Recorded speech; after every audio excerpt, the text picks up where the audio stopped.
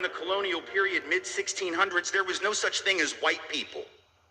I know some people who are now called white find that shocking, right? We didn't call ourselves white. We weren't all members of one big happy family. Are you kidding? Have you studied the history of Europe? The history of Europe was about killing each other. That's what we did in Europe. We just killed each other before we figured out there were other people to kill. We just killed each other, right?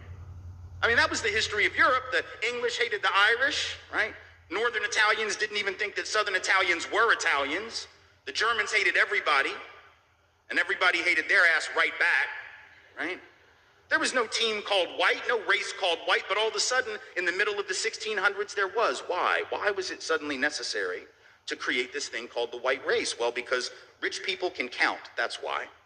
And so rich folks looked around, the ones that owned all the land, you know, in the colonies, the colonial elite looked around and they realized something, that they were heavily outnumbered by African enslaved folks, by European indentured servants who were just one level above a slave, or other Europeans who weren't technically indentured servants, but they were still peasants, didn't have any money, didn't have any land, and they could do the math. They added it up and they were like, damn, we got to figure out a way to split these folks apart from one another or they're going to rise up and take our stuff, right?